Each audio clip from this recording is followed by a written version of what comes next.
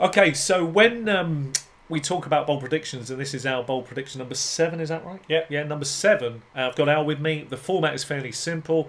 I go down from 10 to 1, and I tell you about players that I believe are going to have that special breakout year ahead of them, and I also try to add some metrics to them when I can. This guy, for those in the American links, will know this is true, so they're the only ones that can really make comments. I hope they do. I took Baker Mayfield before the OBJ news hit. I predicted this before the news of OBJ hit, and Al's the only one that knows that for sure. But it's a fact. With the news that's hit, you see, I predicted that Baker Mayfield was going to explode this year, and I feel he's going to offer you top 5 quarterback numbers for this season. Yes, there is a lot of hype running with him, but that came after the OBJ news. Not everybody was talking that way before that news, which is the key.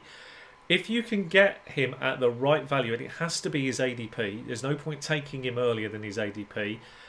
Occasionally take some shots at it. He's more than capable of 40 touchdown year, this guy. And I just hate to think what these guys are going to be capable together. Cleveland's offense looks incredibly explosive and is going to be a lot of fun to watch all year long. I'm grateful to have a couple of shares in Dynasty.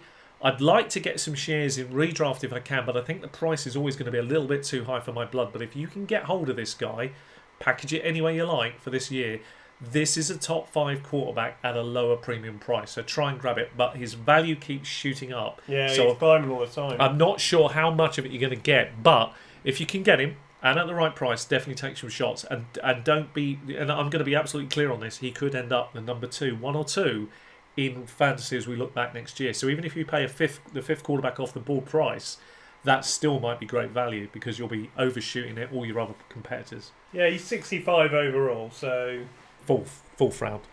Yeah, it's not bad.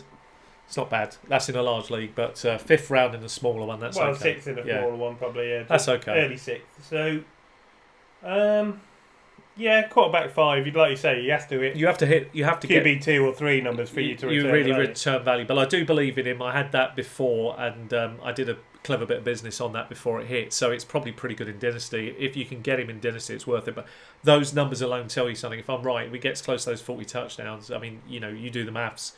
That's league-winning capability there from your quarterback. It's got potential to really help the rest of your team out. And he's got all the targets there. Everything's right. So it's up to them this year. It's all there to be grabbed, and we may well be looking at Baker as one of those very elite. I think we will be by next year. So if you can get a share or 2 of him, do it. Okay. Do you agree? Let us down in the comments. Get down there. Put your comments in. Leave a like while you're down there and tell us what you think. Yeah, and we'll see you on the next one. We'll move on to number 6 next. Indeed. Thanks for watching.